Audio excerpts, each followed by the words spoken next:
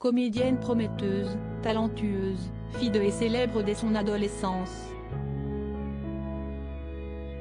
Avec son talent et son physique envoûtant, Pascale Augier avait tout pour devenir la future légende du cinéma.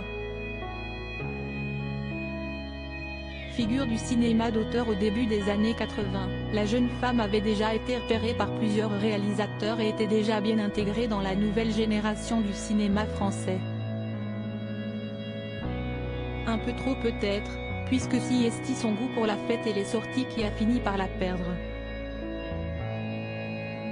Alors que l'avant-première de son nouveau film, Le scandaleuse Avenue Maria, se déroule à Paris ce 25 octobre 1984, la fille de l'actrice Bulle Augier et du musicien Gilles Nicolas préfère sortir avec ses amis dans l'une des boîtes de nuit les plus en vogue de Paris, le Palace. Une dernière soirée au terme de laquelle elle s'écroule, terrassée par une crise d'angor, un signe annonciateur d'une crise cardiaque. La jeune femme, en effet, souffre depuis son enfance d'une malformation congénitale et a le cœur très fragile. Son ami, lui, ne le sait pas, et n'appelle pas tout de suite les secours. Un retard qui lui sera fatal, puisqu'elle décède chez lui, à quelques heures à peine de fêter ses 26 ans, le lendemain. Une mort dont les véritables circonstances ne seront révélées qu'une vingtaine d'années plus tard. Il semblerait en effet que tout cela ait été causé par une overdose, elle dont les abus étaient connus de ses proches amis. D'ailleurs, bien avant que tout cela soit officialisé en 2018, le chanteur Renaud, dont les addictions ont également rongé la vie,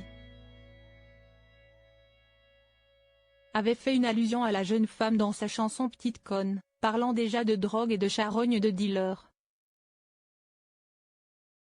Dans un portrait de l'actrice réalisé par Libération quelques années plus tard, la réalisatrice Aline Serment, qui comptait parmi les amis les plus intimes de Pascale Augier, avait révélé qu'elle lui avait conseillé de se calmer quelques heures seulement avant sa mort.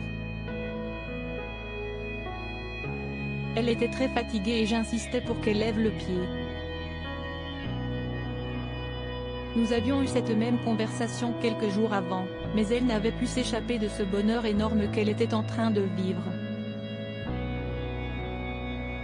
Pascale, épuisée, essorée, était ravie de ce tourbillon. Il devait être entre 19h et 20h, je lui dis au revoir sur le trottoir, avait-elle raconté, encore émue. Sa demi-sœur, Émeraude, avait également pris la parole en 2018, ma mère est venue me chercher au collège. Elle ne voulait pas que j'apprenne la nouvelle par un copain d'école qui l'aurait entendue à la radio. Je ne me rendais pas compte que Pascale était si connue.